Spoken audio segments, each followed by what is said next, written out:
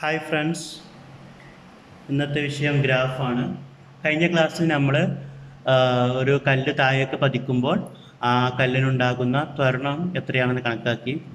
പിന്നെ ആ കല്ലിനുണ്ടാകുന്ന പ്രവേഗത്തിന് ഒരു സമവാക്യം രൂപീകരിച്ചു.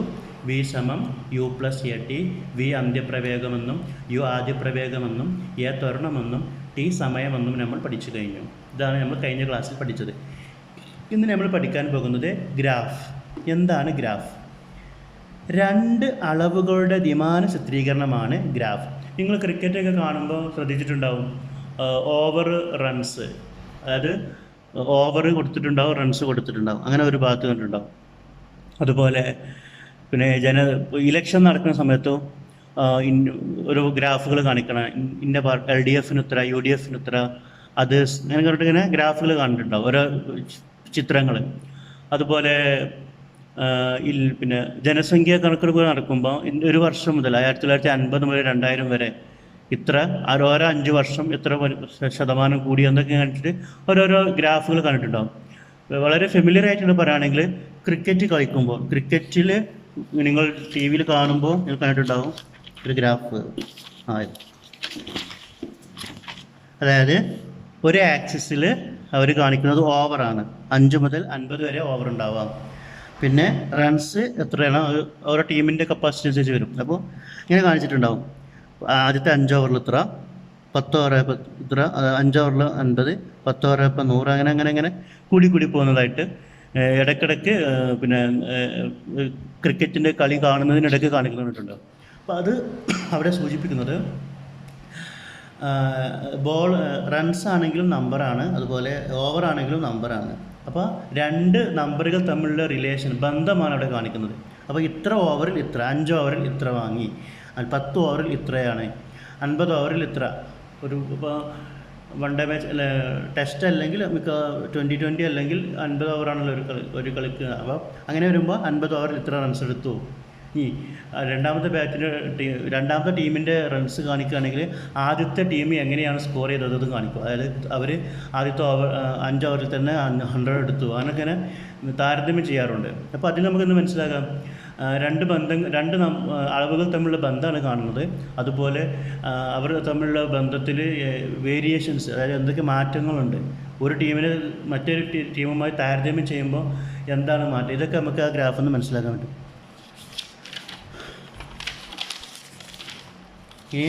അപ്പോൾ എന്താണ് ഗ്രാഫ് എന്നുള്ളൊരു ഐഡിയ മനസ്സിലായിട്ടാണ് വിചാരിക്കുന്നത്. നമ്മൾ ഗ്രാഫ് എന്താണെന്ന് പഠിക്കാൻ പോവുകയാണ്. അപ്പോൾ നമ്മളെ ലൈഫിൽ കണ്ടിട്ടുണ്ടാകുന്ന, അതായത് ക്രിക്കറ്റൊക്കെ കാണുന്നവരാണെങ്കിൽ ഇങ്ങനെ ചാനലിൽ ഇടയ്ക്കിടയ്ക്ക് ഇങ്ങനെ വരുന്നത് ശ്രദ്ധയിൽപ്പെട്ടിട്ടുണ്ടാവും എന്ന് കരുതിയെന്ന് ഓർമ്മപ്പെടുത്തിയെന്ന് മാത്രം. ഓക്കെ, രണ്ട് അളവുകളുടെ ദ്വിമാന ചിത്രീകരണമാണ് ഗ്രാഫ്. ഈ രണ്ട് അളവുകൾ തമ്മിലുള്ള ബന്ധമാണ് ഇത് സൂചിപ്പിക്കുന്നത്. അപ്പോൾ നമ്മളിപ്പോൾ ആദ്യം പറയുന്നത് എന്താണ് ഗ്രാഫ്?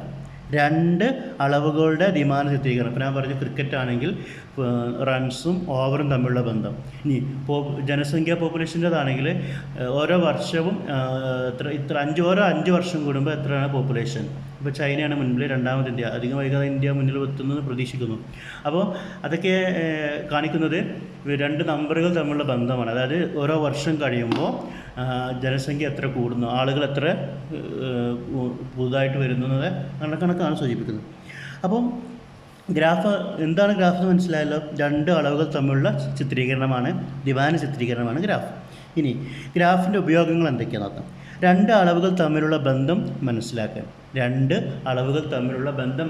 ഇപ്പോൾ ക്രിക്കറ്റ് ആണെങ്കിൽ റൺസും ഓവറും, ഇനി പോപ്പുലേഷൻ ആണെങ്കിൽ ജനസംഖ്യാ വർധനവും ഓരോ വർഷവും എത്ര മാറ്റേണ്ടതെന്ന്. 1950 എത്ര, 60 എത്ര, 70 എത്ര, 80 എത്ര, 900 എത്ര, ദെൻ 2000 എത്ര, 2010 എത്ര, 2020 എത്ര, അങ്ങനെയുള്ള കണക്കുകൾ. ഇനി സമവാക്യ രൂപീകരണം, അതായത് ഗ്രാഫ് വരച്ചിട്ട്, ഇപ്പോൾ സമയസ്ഥാന ഗ്രാഫ് വരച്ചിട്ട് നമുക്ക് അതിൽ നിന്ന് എന്ത് കാണാൻ പറ്റും? ഒരു നിശ്ചിത സമയത്തിൽ വസ്തു സഞ്ചരിച്ച ദൂരവും കാണാൻ പറ്റും. ഒരു നിശ്ചിത സമയത്ത് വസ്തു സഞ്ചരിച്ച ദൂരത്ത് എത്ര സമയം എടുത്തു എന്ന് കാണാൻ പറ്റും. അത് പിന്നെ ഗണിതക്കൂടെ ഉപയോഗിച്ച് കാണാം. അതായത് നമ്മൾ കഴിഞ്ഞ ക്ലാസ്സിലൊരു പ്രോബ്ലം ചെയ്തു, V-U/T കൊണ്ട് ഒരു ഇക്വേഷനൊക്കെ ഉണ്ടാക്കി പ്രോബ്ലം ചെയ്തു. അതുപോലുള്ള വലിയ വലിയ കണക്കുകളൊക്കെ ഗ്രാഫിൽ നിന്ന് വളരെ പെട്ടെന്ന് ഒരുപാട് സ്റ്റെപ്പ് ഉപയോഗിച്ച് ചെയ്യേണ്ട ഗണിതക്രിയകളെല്ലാം വളരെ ലഘുവായ രീതിയിൽ ഗ്രാഫിൽ നിന്ന് നേരിട്ട് കണ്ടെത്താൻ പറ്റും. ഇതാണ് ഗ്രാഫും ഗ്രാഫിൻ്റെ മേന്മകളും. ഗ്രാഫ് എന്ന് പറഞ്ഞാൽ രണ്ട് അളവുകളുടെ ദ്വിമാന ചിത്രീകരണമാണ് ഗ്രാഫ്. ഈ രണ്ട് അളവുകൾ ഗ്രാഫിൻ്റെ ഉപയോഗങ്ങൾ എന്തൊക്കെയാണ്? ഒരിക്കലും പരീക്ഷയ്ക്ക് എന്താണ് ഗ്രാഫ് എന്നോ ഗ്രാഫിൻ്റെ ഉപയോഗം എന്താണെന്ന് ചോദിക്കുക. പക്ഷേ ഗ്രാഫിൻ്റെ ഉപയോഗം ഉപയോഗിച്ചു കൊണ്ടുള്ള പ്രോബ്ലംസ് ആണ് ചോദിക്കുക. അപ്പോൾ എന്താണ് ഗ്രാഫ് എന്ന് അറിഞ്ഞിരുന്നാലേ ഗ്രാഫ് വരയ്ക്കാൻ പറ്റുള്ളൂ. അപ്പോൾ രണ്ട് അളവുകൾ തമ്മിലുള്ള ബന്ധത്തെ സൂചിപ്പിക്കുന്ന ദ്വിമാന ചിത്രീകരണമാണ് ഗ്രാഫ്. രണ്ട് അളവുകൾ തമ്മിലുള്ള ബന്ധമാണ് അത് കാണിക്കുന്നത്. രണ്ട് സമവാക്യം രൂപീകരിക്കാൻ സഹായിക്കുന്നു. ഗണിതക്രിയ ഉപയോഗിച്ച് കണ്ടെത്തുന്ന വലിയ വലിയ കാര്യങ്ങളൊക്കെ എളുപ്പത്തിൽ കണ്ടെത്താനും സഹായിക്കുന്നു. ഇനി ഒരു ഗ്രാഫിൻ്റെ ഭാഗങ്ങൾ എന്തൊക്കെ നോക്കാം. ഭാഗങ്ങൾ ഫസ്റ്റ് എക്സ് അക്ഷം. എക്സ് അക്ഷം എന്ന് പറഞ്ഞാൽ ഇതാ, ഇപ്പോൾ ഗ്രാഫ് വരയ്ക്കുമ്പോൾ ഇങ്ങനെയാണ് വരയ്ക്കുക. അപ്പോൾ ഇതാ ഈ രേഖ കണ്ടല്ലോ, തിരശ്ചീന രേഖയെ, ഗ്രാഫിലെ തിരശ്ചീന രേഖയെ എക്സ് അക്ഷം എന്ന് പറയുന്നു. ഗ്രാഫിലെ തിരശ്ചീന രേഖയെ എക്സ് അക്ഷം എന്ന് പറയുന്നു. ദെൻ ഗ്രാഫിലെ ലംബമായ രേഖയെ വൈ അക്ഷം എന്ന് പറയുന്നു. അപ്പോൾ തിരശ്ചീന രേഖ എക്സ് അക്ഷം, ലംബമായ രേഖ വൈ അക്ഷം. അപ്പോൾ എന്താണ് തിരശ്ചീന രേഖ, എന്താണ് ലംബമായ രേഖ? തിരശ്ചീന രേഖ എന്ന് പറഞ്ഞാൽ ഗ്രാഫിലെ തിരശ്ചീന രേഖയെ എന്ത് പറയുന്നു? എക്സ് അക്ഷം എന്നും ഗ്രാഫിലെ ലംബമായ രേഖയെ എന്ത് പറയുന്നു? വൈ അക്ഷം എന്നും പറയുന്നു. ഇനി എക്സ് അക്ഷവും വൈ അക്ഷവും കൂട്ടിമുട്ടുന്ന ഈ ബിന്ദുവിനെ, ഒ എന്ന ബിന്ദുവിനെ എന്ത് പറയുന്നു?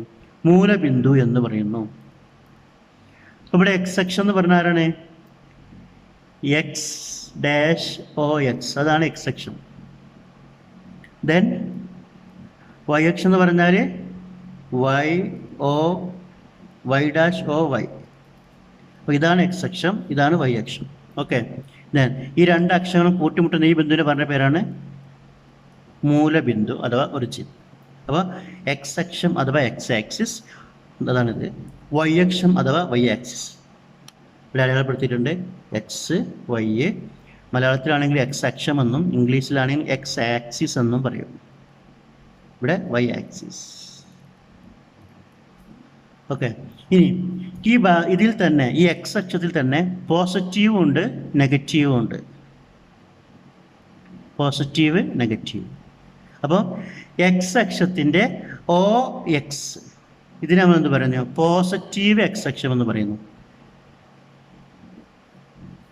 ചിത്രത്തിൽ നോക്കുക, ഒ എക്സ്, ഇതിനെ പോസിറ്റീവ് എക്സ് അക്ഷമെന്നും, ദെൻ ഒ എക്സ് ഡാഷ്, അതിനെ നെഗറ്റീവ് എക്സ് അക്ഷമെന്നും പറയുന്നു. ഇതിനെ ഒ എക്സ് ഡാഷ് എന്ന് പറയാം. ഒ എക്സിനെ പോസിറ്റീവ് എക്സ് അക്ഷം എന്നും ഒ എക്സ് ഡാഷിനെ നെഗറ്റീവ് എക്സ് അക്ഷമെന്നും പറയുന്നു. ഓക്കെ. ദെൻ ഇവിടെ O വൈനെ positive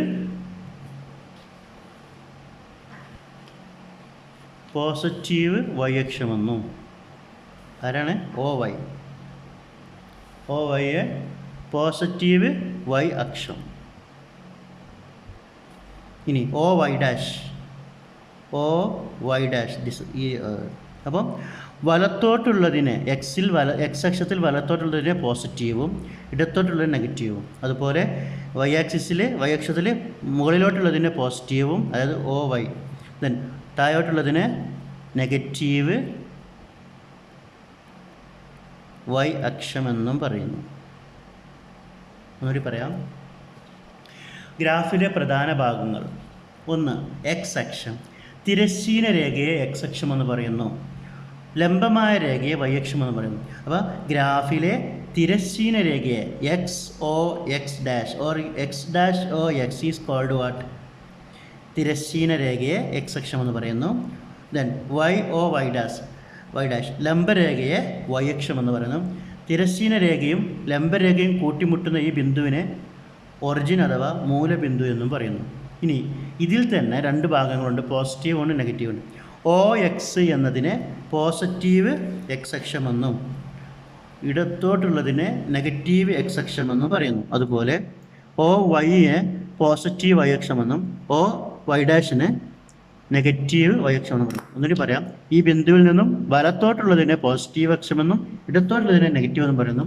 മുകളിലോട്ടുള്ളതിനെ positive Y അക്ഷമെന്നും താഴോട്ടുള്ളതിനെ negative Y അക്ഷമെന്നും പറയുന്നു. ഇനി പരിചയപ്പെടാനുള്ളത് തോതാണ്. നമ്മൾ ഒരു ഗ്രാഫ് വരക്കുമ്പോൾ ഗ്രാഫിൽ ശ്രദ്ധിക്കേണ്ട കാര്യങ്ങളുണ്ട്. അതിൽ പ്രധാനമായിട്ടുള്ളത്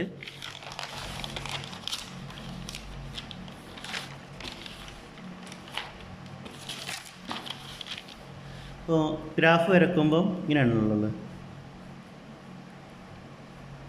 ഇത് ഒറിജിൻ എക്സ് വൈ.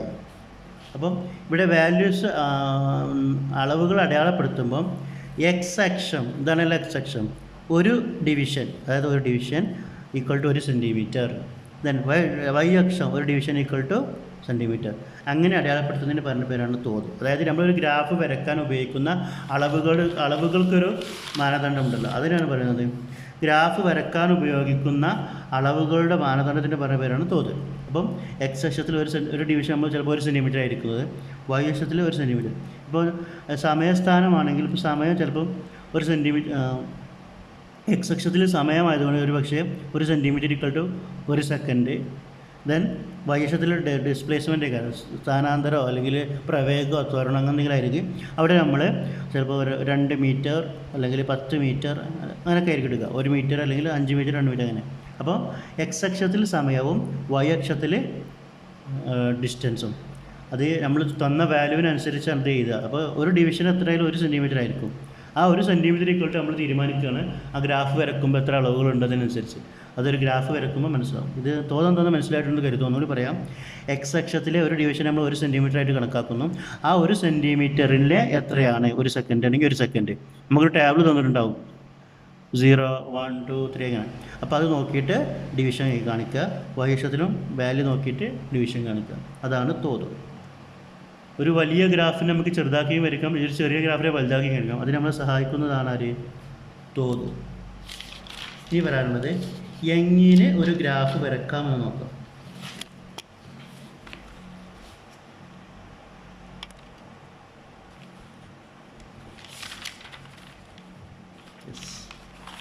ഇനി നമ്മളൊരു ഗ്രാഫ് എങ്ങനെ വരക്കാമെന്ന് നോക്കാം. ഗ്രാഫ് ടേബിൾ തന്നിട്ടുള്ളത് സമയം 0, സ്ഥാനം 0, സമയം 1 സെക്കൻഡ്, സ്ഥാനം 2 മീറ്റർ. ദെൻ സമയം 3, സമയം 2 സെക്കൻഡ്, സ്ഥാനം 4 മീറ്റർ. അങ്ങനെ പോകുന്നു. 3 second 6 metre, 4 second 8 metre, 5 second 10 metre, 6 second 12 metre. ഇതാണ് സമയസ്ഥാനം എന്ന് പറയുന്ന ടേബിൾ എന്നുള്ളത്. നമ്മോട് പറഞ്ഞത് ചോദ്യം ഇതാണ്, ഗ്രാഫ് വരക്കുക, ഗ്രാഫിന് പേര് നിർണ്ണയിക്കുക. അപ്പോൾ ഗ്രാഫ് വരയ്ക്കാൻ ഇപ്പോൾ നോക്കുക, സമയം, സ്ഥാനം. ഓക്കെ, അപ്പോൾ നമ്മൾ ശ്രദ്ധിക്കേണ്ടത് എക്സ് അക്ഷം. ഓക്കെ, എക്സ് അക്ഷം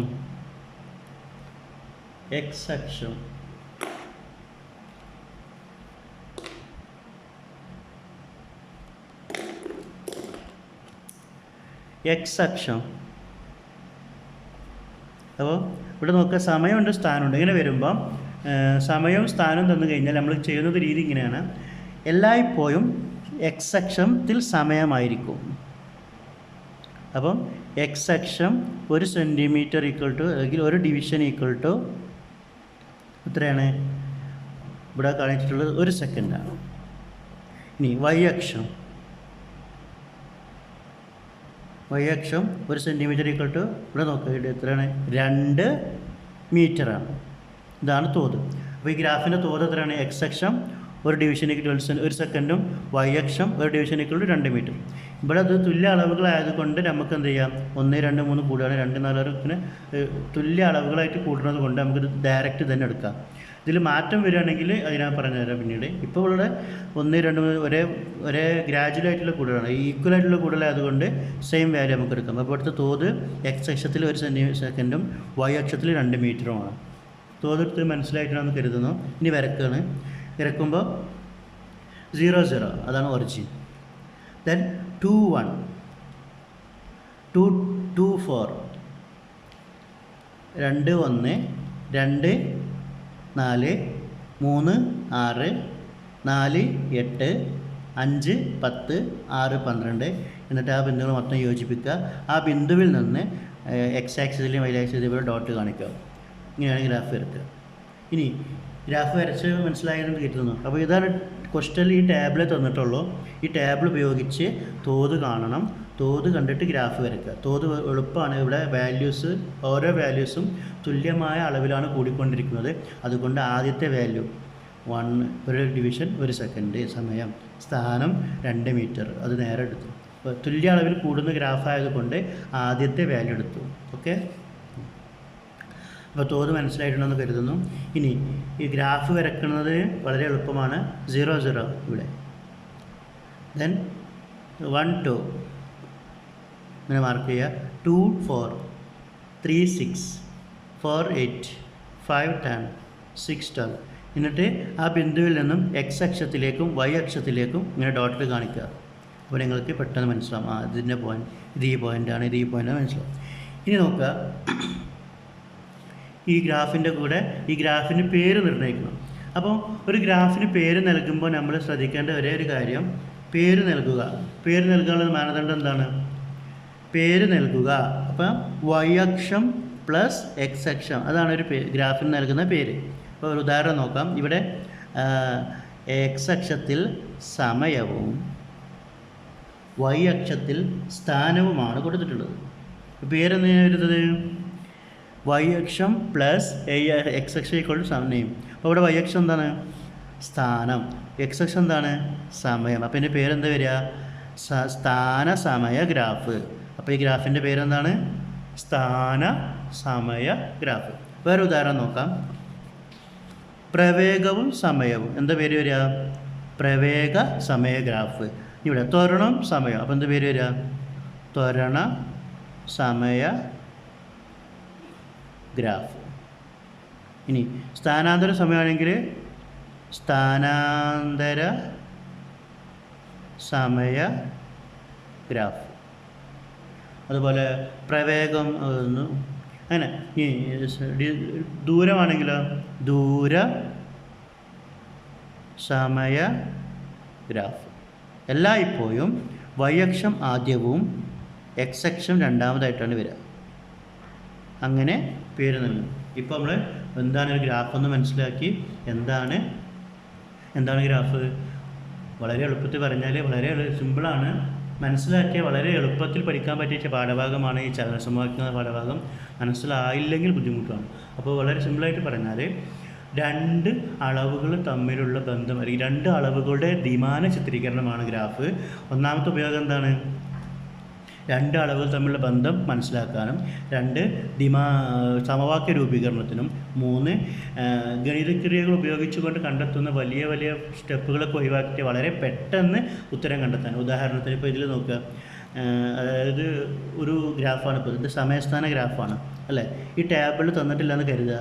നമുക്ക് 8 മീറ്റർ ദൂരം സഞ്ചരിക്കാൻ ഈ വസ്തു എത്ര സമയം എടുത്തു എന്ന് കാണാം. 8 മീറ്ററിൽ നിന്ന് ഈ X ഗ്രാഫിലേക്ക് ഒരു പോയിൻ്റ് വരയ്ക്കുക. താഴോട്ട് നോക്കിയാൽ ആൻസർ കിട്ടി 4 സെക്കൻഡ്. അപ്പോൾ 8 മീറ്റർ സഞ്ചരിക്കാൻ 4 സെക്കൻഡ്. അതുപോലെ 6 സെക്കൻഡിൽ എത്ര ദൂരം സഞ്ചരിച്ചു നോക്കാൻ ഇങ്ങനെ നോക്കിയാൽ 6 സെക്കൻഡിൽ 12 മീറ്റർ. അങ്ങനെ. അപ്പോൾ ഒരു വാല്യൂ തന്നാൽ മറ്റേ വാല്യൂ കണ്ടെത്താനുള്ള എളുപ്പത്തിനും നമുക്ക് എന്ത് ഉപയോഗിക്കാൻ പറ്റും? ഗ്രാഫ് ഉപയോഗിക്കാൻ പറ്റും. പിന്നെ ഞാൻ പറഞ്ഞിട്ടുണ്ട്, ഇപ്പോൾ ക്രിക്കറ്റ് കളിക്കൊക്കെ ആണെങ്കിൽ അവിടെ ഒരു കമ്പാരിസൺ ഉണ്ട്. കാരണം എന്താ വെച്ചാൽ, ഒരു 2 ടീം ബാറ്റ് ചെയ്യുമ്പം ഒരു ടീം റൺസ് ഇത്ര ഓവർ ഇത്ര റൺസ് എടുത്തു, മറ്റൊരു ടീം ഇത്ര റൺസ് എടുത്തു. അപ്പോൾ ഏത് കളി 20-20 ആണെങ്കിലും 50-50 ആണെങ്കിലും അവിടെ അവർ നോക്കുന്നൊരു കാര്യമുണ്ട്. ഒരു ടീമിൻ്റെ ചിലപ്പോൾ 5 ഓവറിൽ നല്ല റൺസ് എടുത്തിട്ടുണ്ടാകും, പക്ഷെ മറ്റേ അടുത്ത ടീം ഒരു പക്ഷേ 5 ഓവറിൽ അത്ര റൺസ് എത്തിയിട്ടുണ്ടാവില്ല. അപ്പോൾ അങ്ങനത്തെ കമ്പാരിസണൊക്കെ എന്തിൽ കാണിക്കാറുണ്ട്? ഗ്രാഫ് ഉപയോഗിച്ച് കാണിക്കാറുണ്ട്. പിന്നെ അതുപോലെ ജനസംഖ്യ വർധന അങ്ങനത്തെ കാര്യങ്ങളൊക്കെ, പിന്നെ ബിസിനസ്സിപരമായ ഒരുപാട് കാര്യങ്ങൾ ഗ്രാഫ് ഉപയോഗിച്ച് കാണിക്കാറുണ്ട്. അപ്പോൾ മെയിനായിട്ടുള്ളത് ലൈൻ ഗ്രാഫും ബാർ ഗ്രാഫുമാണ്. ഇപ്പോൾ നിങ്ങൾക്ക് പഠിക്കാനുള്ളത് സിമ്പിളായിട്ടുള്ളത് ലൈൻ ഗ്രാഫാണ്. പറഞ്ഞാൽ മനസ്സിലായിട്ടെന്ന് കരുതുന്നു. ഇനി നമുക്ക്, അപ്പോൾ നമ്മൾ ഗ്രാഫ് എന്താണെന്ന് പഠിച്ചു, എങ്ങനെ ഗ്രാഫ് വരക്കാമെന്നും പഠിച്ചു. ഓക്കെ, ഗ്രാഫിന് പേര് നൽകുന്നതും പഠിച്ചു. ഇനി പറയാനുള്ളത്, ഗ്രാഫിൽ നിന്നും ഒരു ചോദ്യം. നമ്മൾ ഗ്രാഫ് എന്താണെന്ന് പഠിച്ചു. ഇനി ഗ്രാഫിൽ പിന്നെ എന്താ പറയുക, ഗ്രാഫ് എന്താണ് ഗ്രാഫ് എന്ന് പഠിച്ചു, ഗ്രാഫിൻ്റെ ഉപയോഗം പഠിച്ചു. ദെൻ ഗ്രാഫ് എങ്ങനെ വരക്കാമെന്നും പഠിച്ചു. ഇപ്പോൾ ഒരു ചോദ്യമുണ്ട്, പ്രശ്നവാദ ചോദ്യം തന്നെയാണ്. ഒരു കാറിൻ്റെ ചലനവുമായി ബന്ധപ്പെട്ട സമയസ്ഥാന ഗ്രാഫ് തന്നിരിക്കുന്നു. 8 സെക്കൻഡ് കൊണ്ട് ഈ കാർ സഞ്ചരിക്കുന്ന ദൂരം കാണുക. അപ്പോൾ ഗ്രാഫ് തന്നിട്ടുണ്ട്, സമയസ്ഥാന ഗ്രാഫ് തന്നിട്ടുണ്ട്. 8 സെക്കൻഡ് കൊണ്ട് ആ കാർ സഞ്ചരിച്ച ദൂരം കാണുക. അപ്പോൾ നോക്കുക, ഗ്രാഫ് ഇങ്ങനെ തന്നിട്ടുണ്ട്. 8 സെക്കൻഡ് ഇവിടെ നോക്കുക, 8 സെക്കൻഡ്.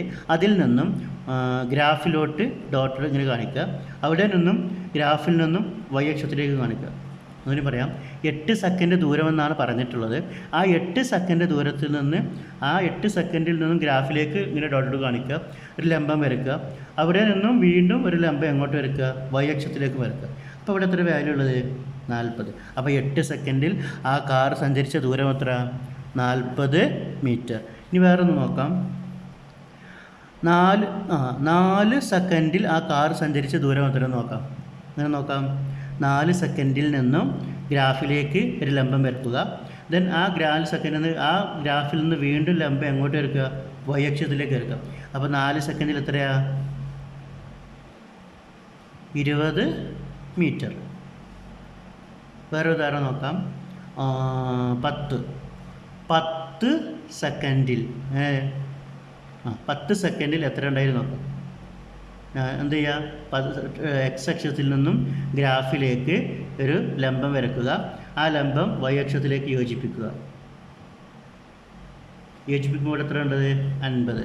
അപ്പോൾ 10 സെക്കൻഡിൽ കാർ സഞ്ചരിച്ച ദൂരം 50 മീറ്റർ. ഒന്നുകൂടി പറയാം. ചിത്രത്തിൽ ഒരു ഗ്രാഫ് തന്നിട്ടുണ്ട്. ഒരു കാറിൻ്റെ ചലനവുമായി ബന്ധപ്പെട്ട സമയസ്ഥാന ഗ്രാഫാണ് തന്നിട്ടുള്ളത്.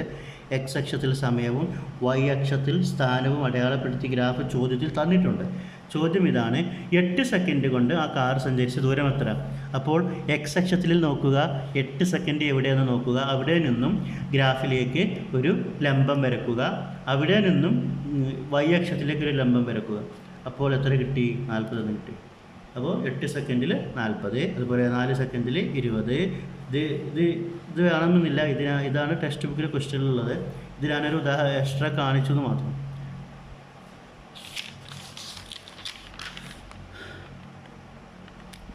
അപ്പോൾ നമ്മൾ ഗ്രാഫ് എന്താണെന്ന് പഠിച്ചു, ഗ്രാഫ് വരക്കുന്നത് പഠിച്ചു. ഇനി ഒരു ഗ്രാഫിൽ നിന്നും പ്രോബ്ലംസ് ചെയ്യുന്നതും പഠിച്ചു. ഇനി വേറൊരു ഗ്രാഫ് നോക്കാം.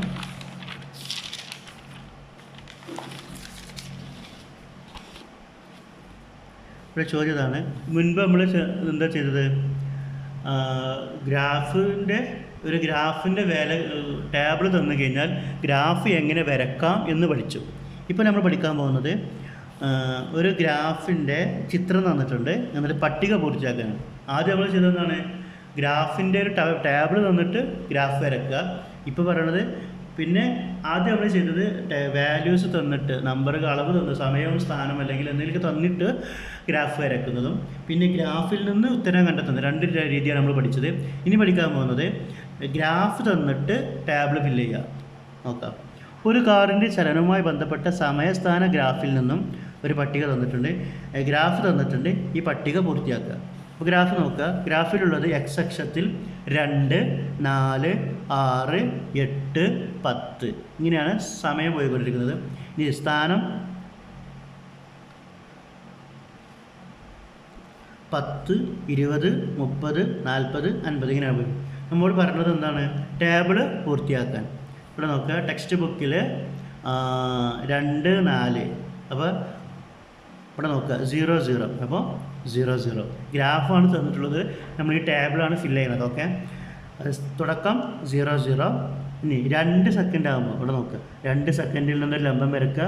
അപ്പോൾ ഇവിടെ നോക്കുക 10. അപ്പോൾ 10. ദെൻ അടുത്ത് 4 സെക്കൻഡ്, 4 സെക്കൻഡ് ലംബം വരക്കുക. അപ്പോൾ നോക്കുക 20, 20. ദെൻ അടുത്തത് 6 സെക്കൻഡ്, 6 സെക്കൻഡിൽ ലംബം വരക്കുക 30. Then 8 second, 40. Then 10 second, 50. അങ്ങനെ നമുക്ക് എന്ത് ചെയ്തു, ടേബിൾ ഫില്ല്. ഇതാണ് ചോദ്യം. ചോദ്യത്തിൽ തന്നിട്ടുള്ളത് ഗ്രാഫാണ്. ഗ്രാഫിൽ നിന്നും ടേബിൾ ഫില്ല് ചെയ്യാനാണ് പറഞ്ഞത്. അപ്പോൾ 2 സെക്കൻഡിൽ ഗ്രാഫിലേക്ക് ഒരു ലംബം വരച്ചു, ഗ്രാഫിൽ നിന്നും y അക്ഷത്തിലേക്ക് ലംബം വരച്ചു, 10 എന്ന് കിട്ടി. അപ്പോൾ 2, 10. 4 സെക്കൻഡിൽ നിന്നും ഗ്രാഫിലേക്ക് ലംബം വരച്ചു, ഗ്രാഫിൽ നിന്നും y അക്ഷത്തിലേക്ക് ലംബം വരച്ചു, 20 എന്ന് കിട്ടി. ദെൻ 6 സെക്കൻഡിൽ നിന്നും ഗ്രാഫിലേക്ക് ലംബം വരച്ചു, ഗ്രാഫിൽ നിന്നും y അക്ഷത്തിലേക്ക് ലംബം വരച്ചപ്പോൾ 30 എന്ന് കിട്ടി. 8 സെക്കൻഡിൽ നിന്നും ഗ്രാഫിലേക്ക് ലംബം വരച്ചു, ഗ്രാഫിൽ നിന്നും y അക്ഷത്തിലേക്ക് ലംബം വരച്ചപ്പോൾ 40 എന്ന് കിട്ടി. 10 സെക്കൻഡിൽ നിന്നും ഗ്രാഫിലേക്ക് ലംബം വരച്ചു, ഗ്രാഫിൽ നിന്നും y അക്ഷത്തിലേക്ക് ലംബം വരച്ചപ്പോൾ 50 എന്ന് കിട്ടി. അപ്പോൾ മനസ്സിലായി. അപ്പോൾ ഗ്രാഫ് തന്നിട്ട് ടേബിൾ, ഇപ്പോൾ നമ്മൾ 3 കാര്യം പഠിച്ചത്. ഒന്ന് ടേബിൾ തന്നിട്ട് ഗ്രാഫ് വരക്കാനും പഠിച്ചു. ഇനി ഗ്രാഫ് തന്നിട്ട് ടേബിൾ ഫില്ല് ചെയ്യാനും പഠിച്ചു. ഇനി ഗ്രാഫ് തന്നിട്ട് ഗ്രാഫിൽ നിന്നും വാല്യൂ, 3 തരത്തിലുള്ള ഗ്രാഫ് നമ്മളൊന്ന് പഠിച്ചത്. സമയസ്ഥാന ഗ്രാഫിൻ്റെ തന്നെ 3 കാര്യങ്ങൾ. ഒന്ന്, സമയവും സ്ഥാനവും തന്നാൽ എങ്ങനെ ഗ്രാഫ് വരക്കാം, അത് നമ്മൾ ആദ്യം പഠിച്ചു. 2, ഗ്രാഫ് തന്നിട്ട് ടേബിൾ വരക്കാം, ടേബിൾ ഫില്ല് ചെയ്യാനും പഠിച്ചു. 3, ഗ്രാഫിൽ നിന്നും ഗ്രാഫ് മാത്രം തന്നിട്ട് ഗ്രാഫിൽ നിന്നും ഒരു വസ്തുവിൻ്റെ സ്ഥാനവും ഒരു വസ്തു സഞ്ചരിക്കാനെടുത്ത സമയവും മനസ്സിലാക്കാനും പഠിച്ചു. ഓക്കെ. ഇനി മുകളിൽ നമ്മൾ വരച്ച ചിത്രം, അതായത് നമ്മളിവിടെ വരച്ച ഗ്രാഫ്, ഈ ഗ്രാഫിനെ തോതിൽ മാറ്റം വരുത്തിയിട്ട് വരയ്ക്കുകയാണ്. അപ്പോൾ ഇവിടെ തോത് എത്രയാണ്? 2 സെക്കൻഡിന് 10 മീറ്ററാണ്. അപ്പോൾ എക്സ് അക്ഷം 2 സെക്കൻഡ് ആണെങ്കിൽ y അക്ഷം ഒരു ഡിവിഷന്, എക്സ് അക്ഷത്തിലെ ഒരു ഡിവിഷന് 2 സെക്കൻഡ് ആണെങ്കിൽ y അക്ഷത്തിലെ ഒരു ഡിവിഷന് 10 മീറ്ററാണ്. അപ്പോൾ അത് മാറ്റം വരുത്തിയിട്ട് വരയ്ക്കാനാണ് പറഞ്ഞത്. അത് നോക്കാം. എക്സ് അക്ഷത്തിന് 1 സെക്കൻഡ് എന്നും y അക്ഷത്തിന് 5 മീറ്റർ ആക്കി എടുക്കാം. മുമ്പ് എത്ര ആയിരുന്നു? എക്സ് അക്ഷം 2 സെക്കൻഡും y അക്ഷം 10 മീറ്റർ ആയിരുന്നു. ഇവിടെ അതിന് മാറ്റം വരുത്തി എക്സ് അക്ഷം 1 സെക്കൻഡും y അക്ഷം 5 മീറ്റർ ആക്കിയിട്ട് നമ്മൾ വരച്ച് നോക്കാം. ഓക്കെ. അപ്പോൾ എക്സ് അക്ഷം 5 അങ്ങനെ ആകുമ്പം നമുക്ക് ടേബിൾ എങ്ങനെ വരും?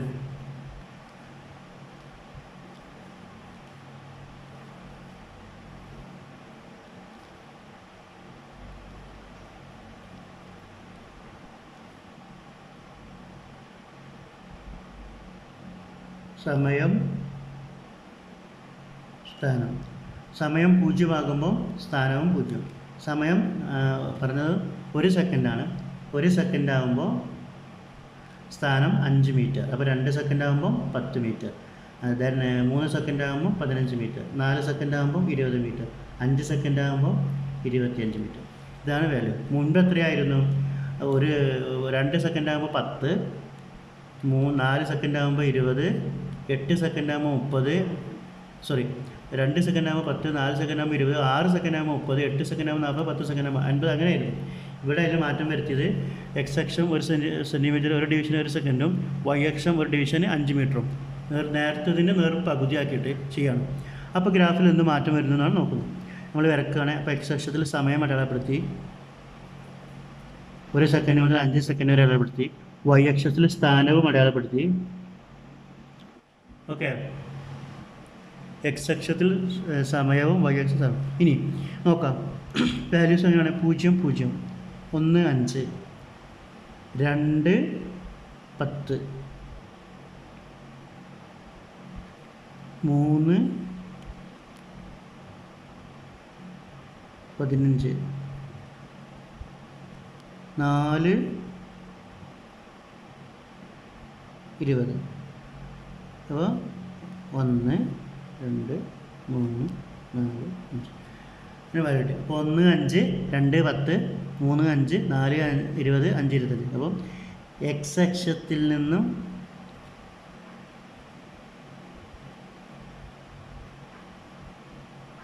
ഗ്രാഫ് വരച്ചു. എക്സ് അക്ഷത്തിൽ നിന്നും വൈയിലേക്ക് ലംബം വരച്ചപ്പോൾ 1, 5 എന്ന് കിട്ടി. ദെൻ y അക്ഷത്തിൽ 2, 10, 3 അങ്ങനെ പോന്നു.